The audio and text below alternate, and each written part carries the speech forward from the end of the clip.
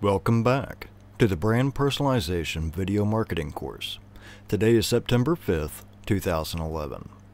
Yesterday we covered collaborating with other YouTube users, which is a very powerful strategy to gain exposure for yourself and what you're trying to accomplish. I also showed you how we were on over 50,000 home pages today. So never discount the idea of collaborating with other users to gain exposure and also to broaden your brand. Now today I wanted to cover SEOing your YouTube channel. This is, something that is very important, and this is also going to give me the opportunity to go ahead and cover a few of the things that I kind of went over pretty quickly when we were originally setting up the YouTube channel. Some questions had come in, so I wanted to make sure to go ahead and address those, while I'm shooting everything. But first things first, let's go ahead and head over to the YouTube channel. So this way I can give you a quick update for today.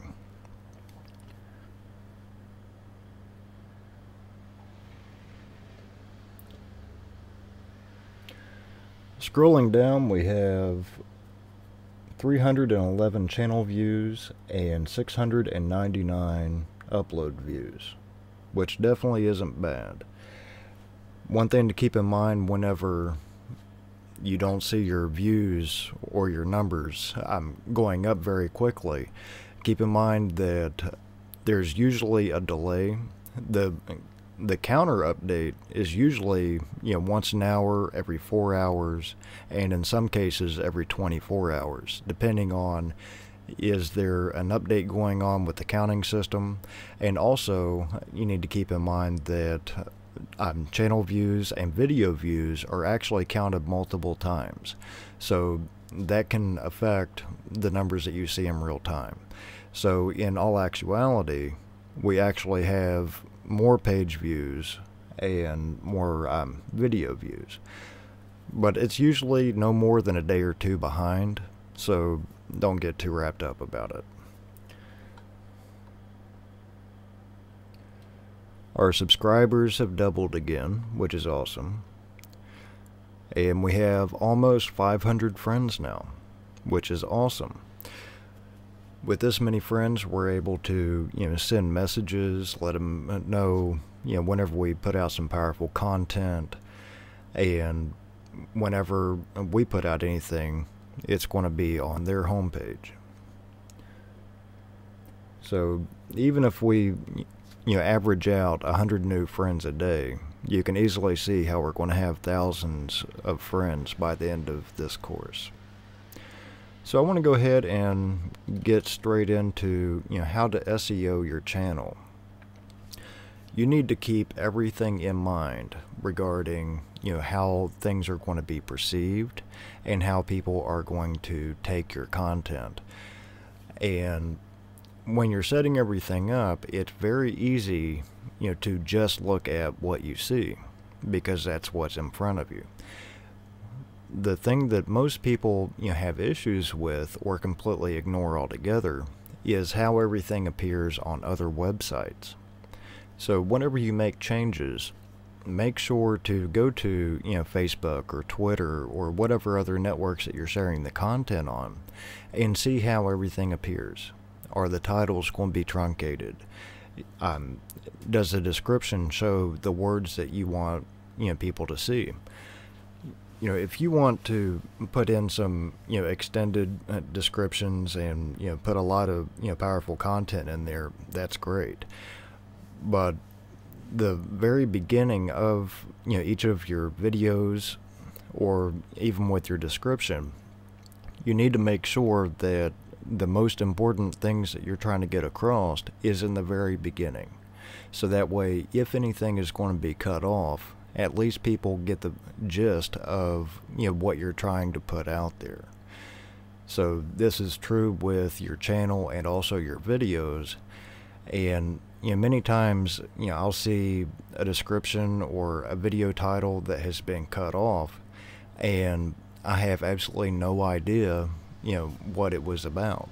And there's a lot of junk that gets, spread around. So unless I know, at least a general idea of what it is, usually I'm not going to waste my time clicking through. And I'm not the only one. Most people are like this. But if someone sees the description or the title and they can get a quick idea, oh, well, that's about, this subject, or it's going to contain this, then people are more apt to click through.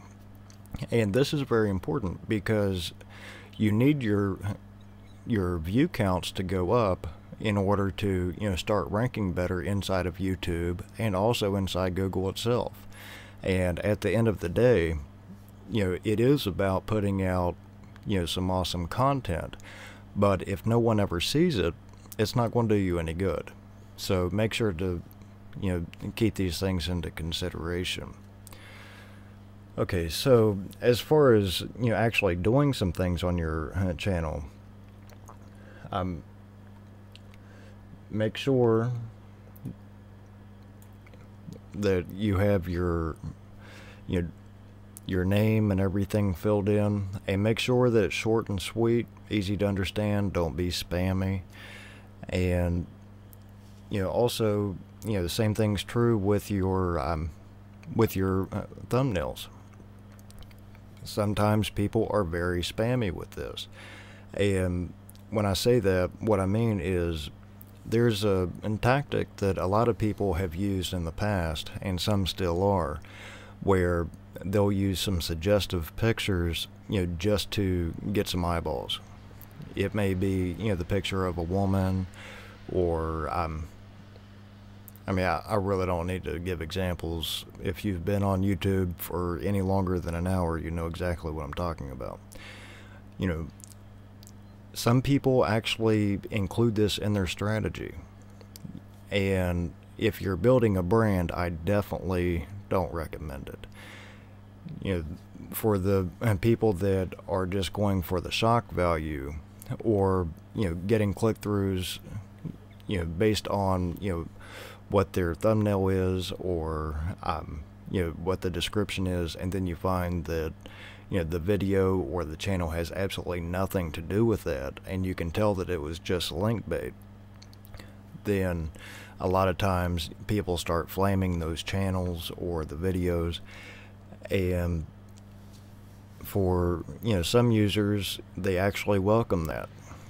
And like I said, I definitely don't recommend it, but that is a strategy for some people.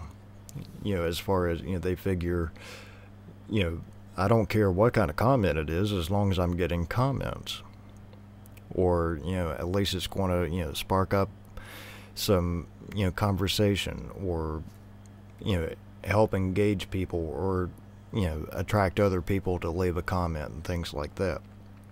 That's not the direction that I would personally go, and I wouldn't recommend it for anyone that is running this as a business, or doing it on any type of professional platform at all. But the reason I'm excuse me, spending so much time on that is because that's a very common strategy, and you'll see it a lot. So another thing that I wanted to cover is with your background graphic. Make sure that everything is easy to see. Whenever you're setting up the channel, it's very easy to go ahead and just throw up some things real quick, and then try to play around with the colors a little bit and try to make everything look nice. But a lot of times I see some background pictures that make no sense to the channel, or with the contrast colors makes it very difficult to read the words, or it's so busy it takes away from the content. So I usually go for either a softer background or something that is going to accentuate what I'm trying to show, but isn't going to take away from it. There's a lot of channels that use very dark colors, like a black background with red words, things like this. And in some cases it works very well. In other cases, it's very hard to see, and it can actually hurt your eyes. So a lot of times people are clicking away from channels like that, just because they hate the color scheme. So instead of building something, to what you like, try to focus on what are your users going to like, or what would be pleasing to them. If this isn't your personal channel, then build it for them. For your own personal channel, you can make it any way that you like, because that's just for you. If other people get on there, great. If not, it's not going to drive away business. On a business channel, you don't want to lose sales or conversions or whatever you're trying to accomplish with your channel or your videos just because someone simply didn't like your color scheme. And that happens all the time.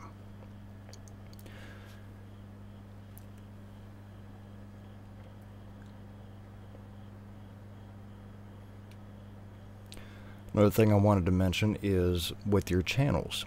If you have multiple channels, go ahead and link them together. Now, a lot of people might think, okay, so if I have multiple channels, someone's not going to go to one channel and then click through the next and then look through all the videos and read the comments and then subscribe to it and then go to the next channel and subscribe to it. And you're right. But here's one thing that a lot of people don't take into consideration. By having the channels linked like this, then whenever someone does subscribe to the channel, then YouTube is going to automatically put up a suggestion box saying, would you like to subscribe to their other channels or other channels that this user likes? And a lot of times, someone can just, click OK, and then they're automatically subscribed to up to 16 other channels. This could be your channels or affiliates channels or, friends channels, whoever you're trying to help or promote. Some people, fill up the entire 16. Other people will only include, 1 or 2. Now, since these are going to be course pages, I might, afterwards, link the courses together.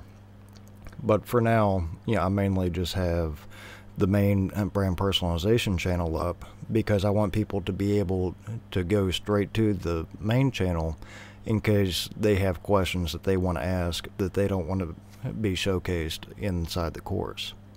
So most of the questions I have are coming in through those channels or through personal messages, and sometimes other networks like Facebook or Twitter. But definitely do not discount the power of linking your channels. But if you're only going to put on, say 2 or 3, videos on each channel and things like this, I really don't see the point in keeping everything, so separated. It's much better to focus on one main channel than to oversaturate yourself and split everything up and then ask people to go and subscribe to all of them. So make sure that each channel has a common theme, and if you're going to put up something that's going to clash with that theme, then it's best to put it on something else. But if things are closely related, or there's not much content going up, just keep everything on one single channel and then work on building that out to be the best that it could be. And then for the rest, I've pretty much already covered how to put in the descriptions and the fact that you can put in special characters and things like that. So between the first video and then this one, I think you'll be well on your way to have some good conversions with your channel. Now that we're going a little viral, let's go ahead and focus on getting this content on other sites so that way we can drive in even more traffic. This is Dustin with Brand Personalization.